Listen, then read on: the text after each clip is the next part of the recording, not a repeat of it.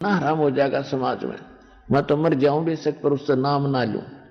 उसके बाद परमात्मा ने एक और ब्राह्मणी भेजी, वो भी परमात्मा से दीक्षित हो चुकी थी और वो उनकी कोई रिश्ते में भी लगती थी शारदा के।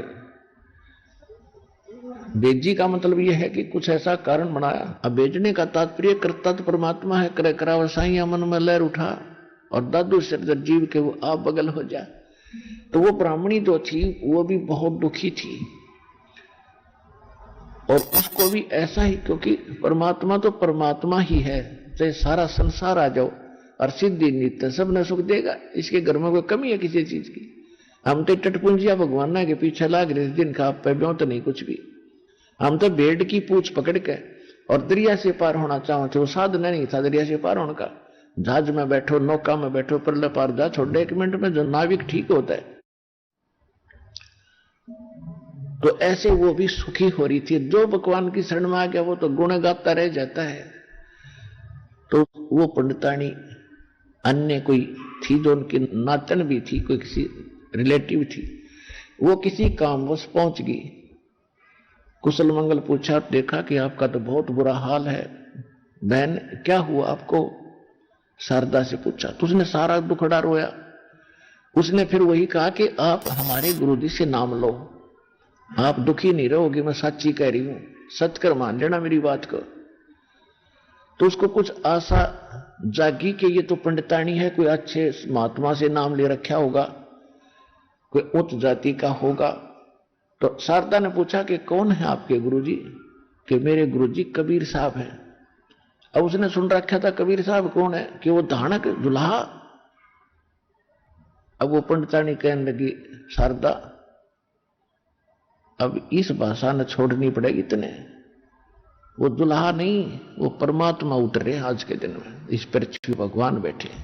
ने बोले अपना काम कह, तूने नाम ले रखा है वहां से? हाँ मैंने नाम ले रखा है। कि हमारा आइए भी ना आज के बाद तू तो भ्रष्ट होगी है शूद्र की, हम तो जगत के गुरु हैं ब्राह्मण, तू तेने नाम ले लिया धानक और शूद्र से।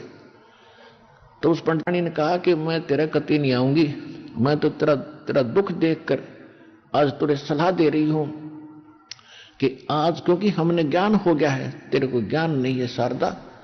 आज तू पंडितानी है और तू ये भी ज्ञान सुनती है कि मरने के बाद कोई अन्य भी जूनी धारणी पड़ सकती है, हाँ पड़ सकती है। कल ने तू गधी बन सकती है, तेरी इज्जत कहां जाएगी? फिर पंडितानी बनी रहेगी वहां तू। वह न्यू कहकर उठ कर चल पड़ी। इस बात से जख्मी तो वह होगी कि बात तक अटेगी है, ईब भुगतूंगी और आगे फिर गदी बनूंगी। और वह बताएगी कि इस परमात्मा की शरण मानने से दोनों दुख बटेंगे तेरे, यहां भी सुखी होगी, अगला झंझट भी मिटेगा। सोच लेना।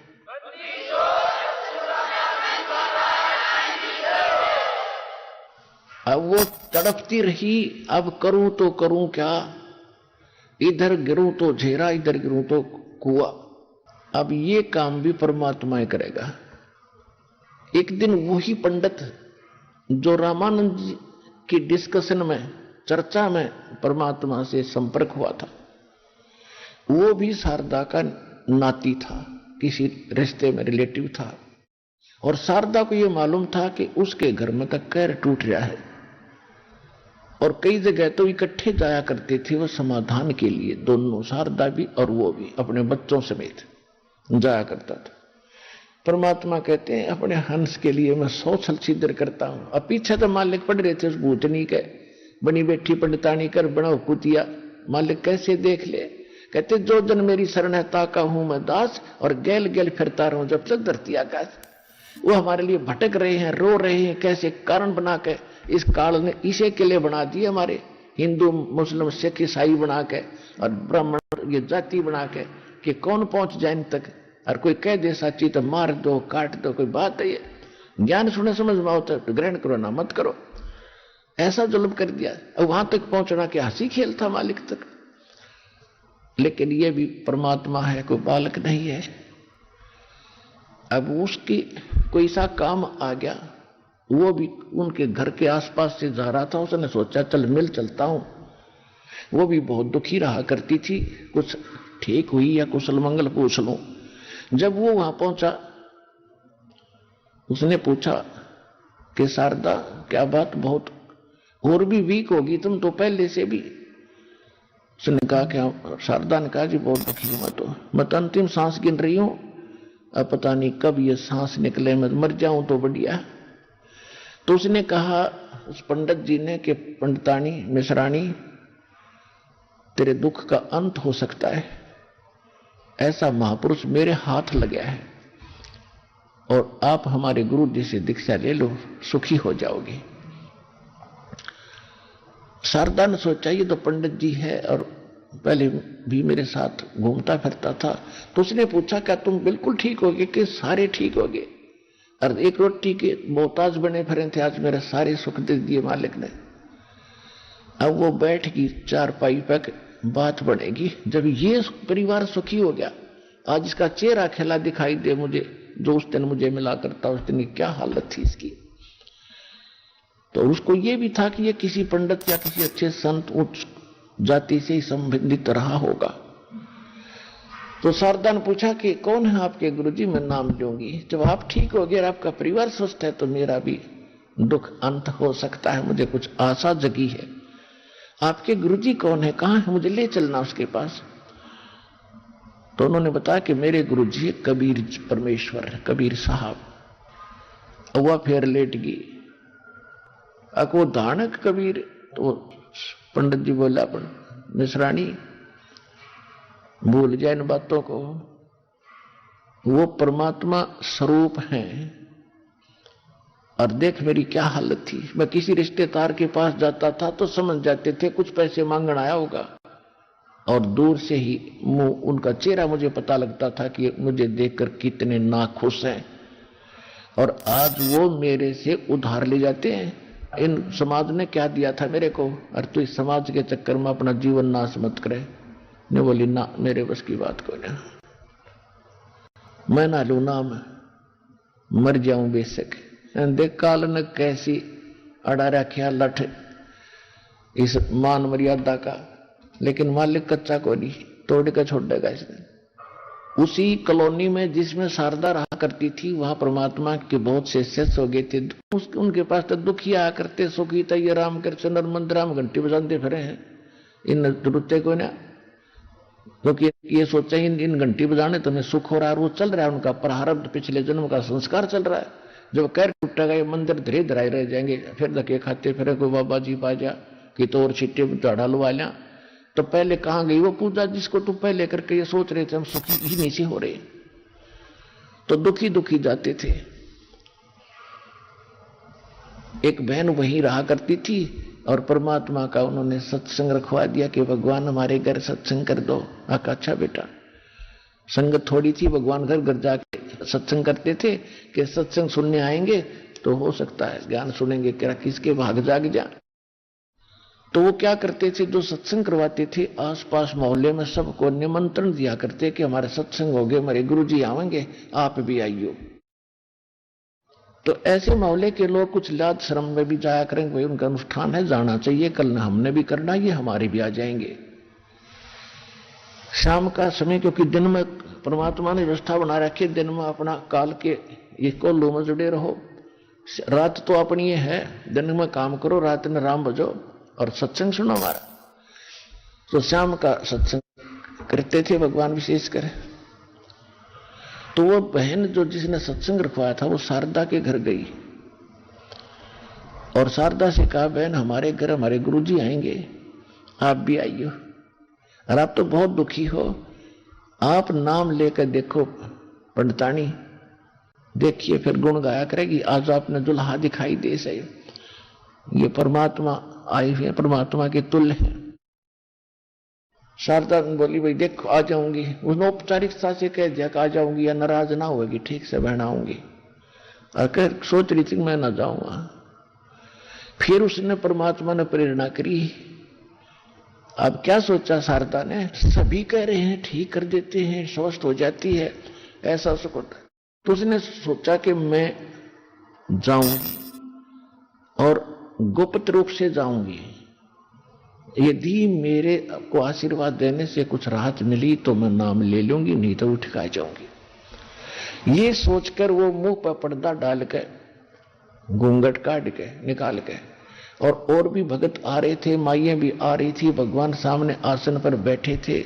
एक जोत जला करते दाता देसी घी की खड़ी, वो दीपक रोशनी का भी काम करती थी और यज्ञ हवन का भी काम करती थी। सत्संग के दौरान वो जलाई रखी थी। टिमटमाता प्रकाश था, स्पष्ट चेहरे दिखे नहीं थे। सभी आ रहे थे, भगवान के चरणों में मत्था टेक रहे थे, अपना अपना स्थान माई बहन अलग अलग ग्रहण कर रहे थे। अब शारदा भी आई मुंह पर घूंघट डाल कर कि अड़ोस पड़ोस वाली ना पछाड़ने या पंडितानी आएगी। और जैसे मत्था टेक रहे थे चुपके से हुआ भी मत्था टेक्या। परमात्मा ने सिर पर हाथ रखा और कहा कि सर्वानंद की मां, आज दानक के चरणाम क्यों कराएगी तू? आज दुल्हाए के पास क्यों कराएगी तू? कैसे आगी? तेरी इज्जत का नाश हो जाएगा। के कहोगे? देख उसका मुंह पर्दा न्यों करके देखो भाई, सर्वानंद की मां है। परमात्मा बोले पंडितानी। अब परमात्मा ने जो ही हाथ रखा था उसी समय उसका जैसे टनों वजन हट गया, वो सिर पर तय। और जो पीड़ा को घसीट रही थी वर्षों से, वह छू मंतर होगी एकदम।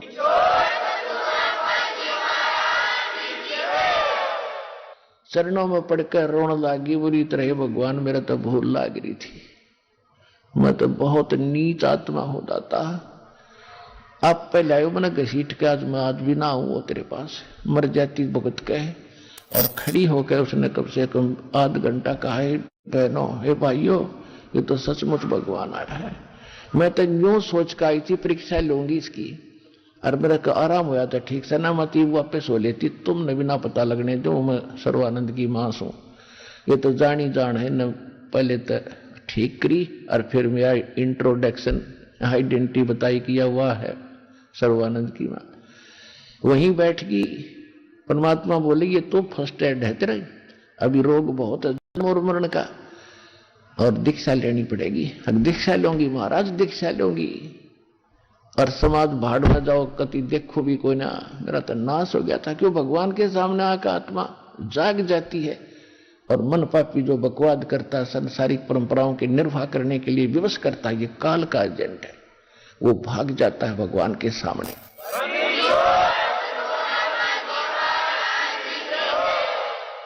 अब परमात्मा ने दीक्षा दी, फिर ज्ञान सुनाया 2 घंटे 3 घंटे, परिपूर्ण कर दिया। आत्मा तृप्त होगी, और थक चुकी थी सब जगह के सब झूठे पाखंडी हैं, कोई संत नहीं पृथ्वी पर। संत है या भगवान है तो परमात्मा ही है, कबीर जी। अब कहने का भाव ये है पुण्यात्माओं। उसके बाद शारदा किसी को बताती है तो कुपरा मनुष्य सीधे मुंह बात नहीं करे, तेने तो बैठा लिया, इज्जत का नाश कर दिया है, तो इतने बड़े विद्वान की माता है, ब्राह्मणी है, तेरी तो जग में इज्जत है, और तूने कहां जा करके काम बिगाड़ लिया। वो कहने लगी तुम नींद में बांध रही हो, तुम तो नींद में बोल रही हो, और शनिपात का जोर है तुम्हारे जिसमें बिरड़ा रही हो। मैं पहचान कर जान कर शिष्या बनी हूं, जानकर गुरु बनाया, मैं कोई ऐसी वैसी नहीं हूं। अब उसने सोचा देख मेरा बेटा विद्वान बना, फिर कख नहीं पता, मां मरण लग रही, और ने क्रिया बताता फिर और मैं ठीक ना हुई सी। फिर उसको, क्योंकि आत्मा बेटे की तरफ, मां की बेटी की तरफ बहुत होती है। अब उसने ज्ञान से पता लग गया कि विश्व में किसी के पास ज्ञान नहीं, कोई भक्ति ठीक नहीं, यो भी बकवाद करता फिर है बेटा। आज जो ब्राह्मण है कल कुत्ता बनेगा, निकम्मा। ओए होए, इसको समझाने लगी, कहने लगी बेटा भक्ति का मार्ग इससे हटकर है, ऐसे है। समझाने लगी तो मैंने जो गुरु बनाया तो उससे नाम ले ले। वो कहने लगा माता मेरे सामने टिकने वाला इस पृथ्वी पर कोई विद्वान नहीं है। और उसने क्या किया कि सब विद्वानों को पराजित कर दिया था। इसलिए वो सर्वानंद ये चाहता था कि मैं अपना नाम ही सर्वजीत रखवा लूं। सर्वजीत, सर्वानंद से सर्वजीत नाम अपना अपनी मां से रखवाना चाहता था, बदलवाना चाहता था। उसने कहा माता जी आप मेरा नाम सर्वजीत रख दो। मां ने कहा बेटा सर्वानंद के बूंडा नाम है, ये कोई बुरा थोड़ा ही है। तो उसने कहा माता जी ऐसा ना, मैंने सारे पंडितों को, मंडलेश्वरों को, विद्वानों को शास्त्रार्थ में, वेदों में, पुराणों में पराजित कर दिया है और मेरे नाम से ही सब अपने आप विदित हो जाए कि ये सर्वजीत है जिसने सबको जीत लिया। माता बोली बेटा एक काम करे, क्योंकि माता जी ने सर्वानंद का भी ज्ञान सुन रखा था और भगवान से भी सुन रखा हो ज्ञान, दिन रात का अंतर आसपास भी नहीं था विद्वानों का ज्ञान, तो ब्राह्मणों का या हमारे धर्म गुरुओं का। तो उसने कहा बेटा ठीक है, तेरा सर्वजीत नाम रख दूंगी, पर एक विद्वान को और पराजित कर दे। वह सर्वानंद कहने का कौन है माता? वो कि कबीर जी, कबीर भगवान मेरे गुरु जी। तो कहा करता माता जी तो आपने कहां से नाम ले लिया, लोग मेरी हंसी कर रहे हैं कि तेरी माँ तो ब्राह्मण होकर के और शूद्र से नाम ले रखा है, तो बात करता है विदुता की। और चल ठीक है आप कहती हो तो मैं उसको तो 2 मिनट में पराजित कर दूंगा, वो तो अशिक्षित है, पढ़ा लिखा है ही नहीं। माता बोली बेटा ठीक है, वो तेरी मर्जी, कितनी देर में पराजित करिए, पर एक काम करना, लिखवा के और उनकी अंगूठी दस्तक होने चाहिए बेटा, वो ना मानो मैं, यदि तू आकर कह दे मैंने पराजित कर दिया। सर्वानंद पहुंच गया वहां पर, क्योंकि साथ में रखा करता वो सारे वेद ग्रंथ, 4 वेद, 18 पुराण, श्रीमद् भगवत गीता, उपनिषद, और एक बैल के ऊपर जैसे गधे का बोरा होया करे ऐसा एक थैला डाल लिया करता था उसपे, और सारे उसमें लाद के और बैल को साथ लेके चलता था। जून का महीना दुल्हाओं की कॉलोनी में जाना, क्योंकि परमात्मा से शास्त्रार्थ वहीं हो सकता उसके घर पे, क्योंकि तुमने यूं सोचा था मैं गया आया, वैसे 2 मिनट ना तो शास्त्रार्थ के लिए समय रखा जाता है, कोई स्थान निहित किया जाता है, उसने जल्दी होगी ठीक फटाफट उसको हरा दूंगा और मां से सर्वजीत नाम रखवा दूंगा।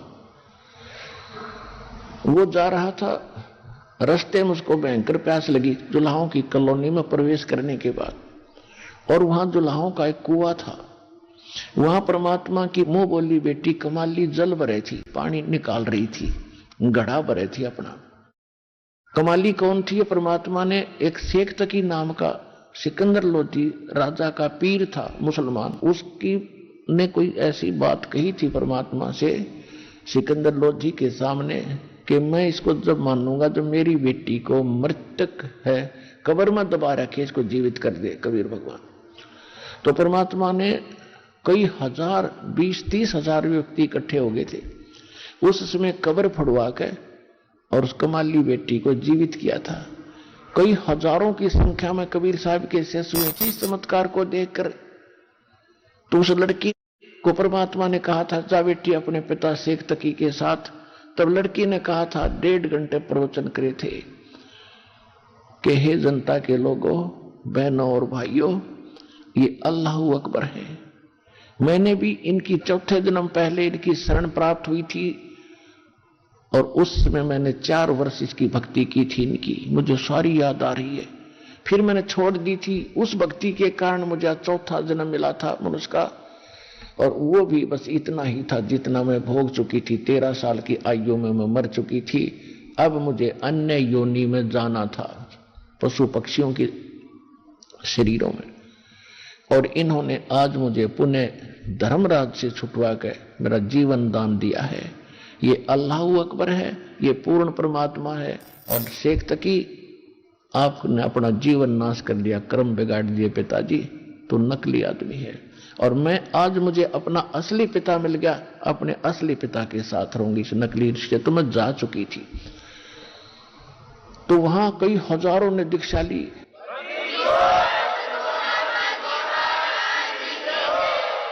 तो उस लड़की 12-13 वर्ष की लड़की को अपनी बेटी के रूप में परमात्मा ने रखा, उसके आगे संस्कार बनाए।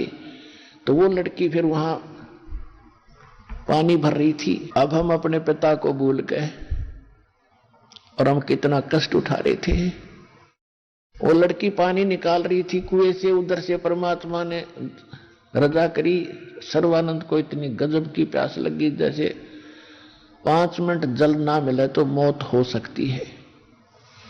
उसने जल्दी जल्दी कहा कि बेटी जल पिलाना, प्यास लगी है, लो महाराज पी लो। अब जैसे जुल्हाओं की कॉलोनी में, और ऐसा विद्वान पंडित कभी वैसे तो आ ही नहीं सकता, और आ जावे तो ऐसे देखा करते जैसे गांव में हाथी आ जाता ना, सब छतों पर चढ़ चढ़ देखा करते, गली में निकल आते, हाथी आ गया, हाथी आ गया। तो पंडित जी को दुल्हाओं की कॉलोनी में, शूद्रों की कॉलोनी में आ जाता, यूं देखा करते, यूं कैसे आ गया, किसके जागा। तो सारे चारों तरफ देखने लग रहे, और वो मरे प्यासा है। उसने फटाफट कहा, बेटी पानी पिला। अगले महाराज पियो। अब गट गट पी गया। जब छक लिया ना, प्यास बुझ गई, हम सुखी हो गए। जब दुखी होते हैं जब तो हमने कोई जात पात नहीं दिखती, और सुखी हो जाए जब हम आकड़ पाड़े। जब उसने देखा कोई देखता तो नहीं है मुझे, दुल्हाओं की कॉलोनी से ब्राह्मण ने पानी पी लिया, दुल्हाओं के कुआं से। वो चारों तरफ देखा दुनिया। उसने सोचा बड़ी बेइज्जती हुई भाई। तो लड़की को धमकाता खुरकाता है, ए लड़की ये कौन सी जाति का कुआं है? तो लड़की हंसी कि दुल्हाओं की कॉलोनी में पंडित जी किसका कुआं होता, आप बता दो। यो धनका का कुआं है। इतने पहले क्यों नहीं बताया मुझे? वो लड़की बोली, पानी पी कर नहीं पूछना चाहिए जाती, पहले पूछता जो पता लगता तुझे किसा ब्राह्मण है। तेरी आंखों में जान आ गई थी, जब तक तुझे सुधर नहीं दिखे, अब तुझे जान बच गई, तुझे सुधर दिखाई देते।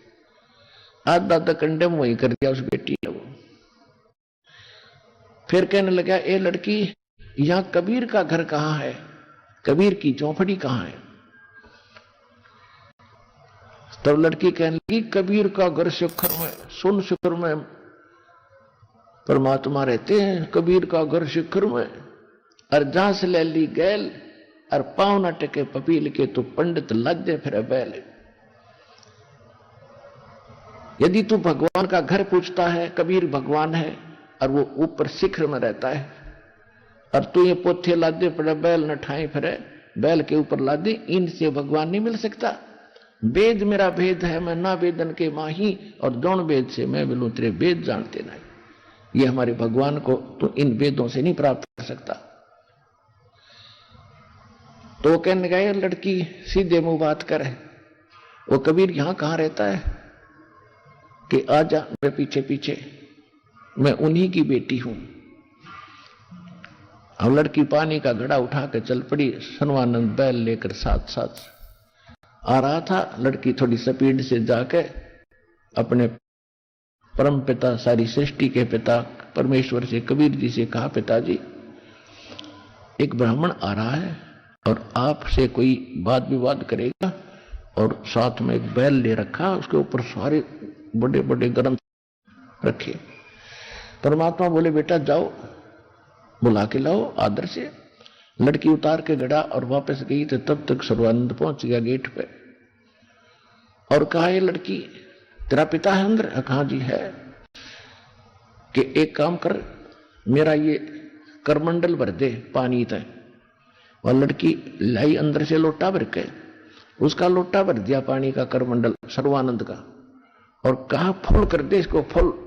कति पानी जल ऊपर का उतरदा हो गया, और डाल और डाल। जब कति लबालब भर गया, और कहा इस लोटे को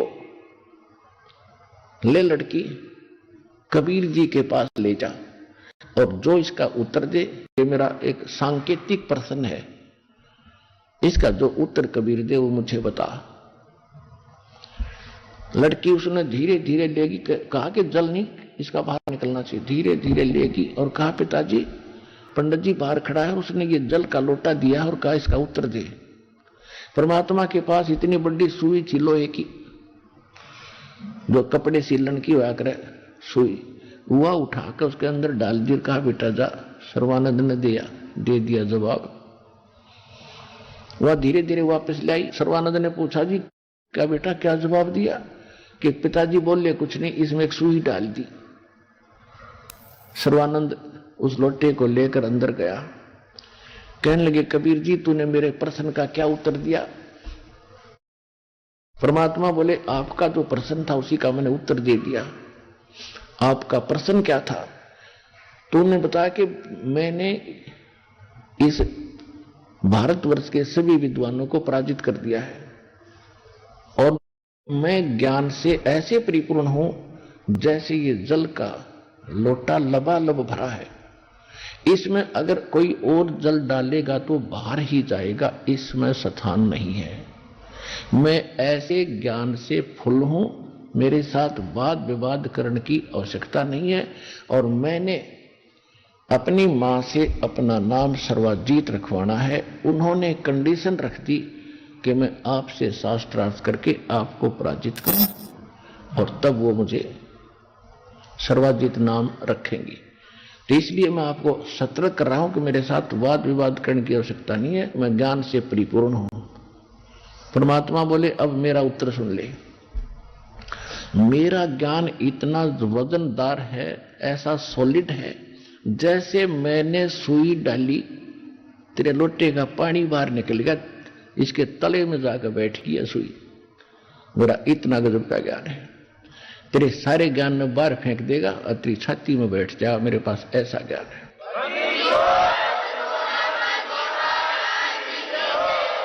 सर्वानंद जी ने कहा कि प्रश्न करो। अब आगे आसपास के जुलाही नरे इकट्ठे हो गए, क्योंकि जुलाहों की कॉलोनी में तो वह गरीब व्यक्ति अशिक्षित